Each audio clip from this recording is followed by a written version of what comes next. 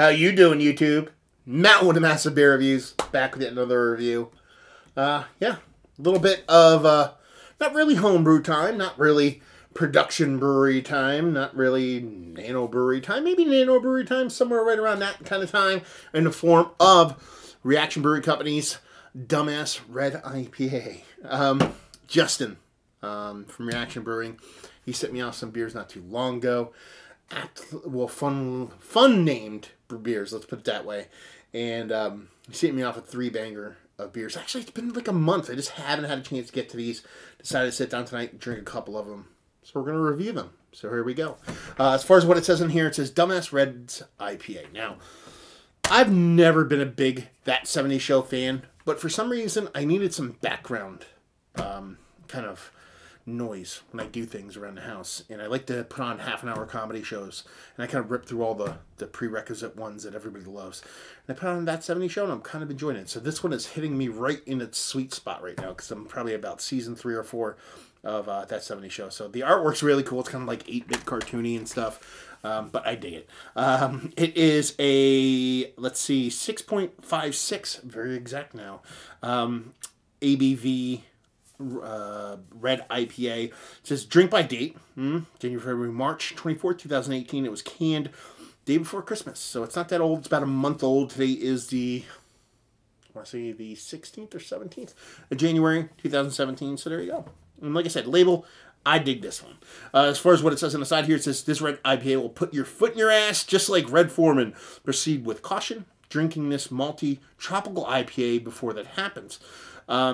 Let's see, specially crafted to have a great malty body combined with the tropical hops. Make this an easy drinker, so keep Red's foot out of your ass by drinking responsibly. Love the label. Dig it. A lot of the labels that he has sent me have been very kind of blue, very kind of fart humory kind of labels. And, you know, that serves a purpose. But this one actually, you know, like I said, it's the combination of That 70s Show with that little kind of 8-bit character just kind of does it for me. So definitely the favorite label that I've had from his so far. Yeah, just over 2 fingers, gravity-defying creaminess, kind of malted malt color head, and she's rich and dark. I mean, even calling it like a red IPA is a bit of a stretch. It's kind of getting that kind of brown ale kind of color-wise. So she definitely has the darkness going on. Definitely a bit darker than what most people want in their IPAs, so red or otherwise. So, but looks do not tell the tale. Tasting does. Well, tasting, smelling and tasting. Let's do the smelling portion of the show first. Words. Yeah, you're definitely getting that kind of maltiness in there. It's like kind of somewhere in between, like it's like a candied honey kind of maltiness combined with the definite kind of tropical fruity kind of hops. It's definitely a medley kind of thing in there. You get a little bit of citrus, get a little bit of stone fruit, get a little bit of kind of star fruit, kind of kiwi, tropical fruit thing going on all over the place. And that definitely fruit medley, like combined with that kind of honey candied malt thing, definitely comes off sweet. There's a green bittering thing kind of floating around in there, but that sweetness is just above it, but it smells pretty damn nice. I mean, that amount of malt in there is probably not going to be what most people, when they kind of freak out about beers nowadays, are looking for. But does that matter? No. It matters how it tastes to me, actually. So cheers.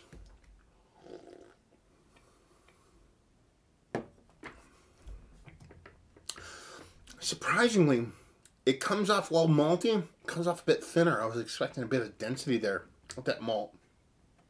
Comes off a bit thinner. You're definitely getting that kind of candied honey thing I was talking about, but kind of throw into the mix a nice kind of soft caramel vibe.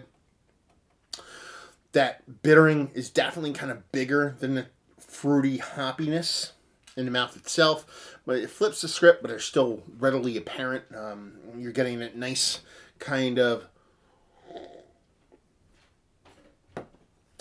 tropical fruit medley, leaning a little bit more towards that grapefruit citrusy end of things now, but then you have that nice bitterness.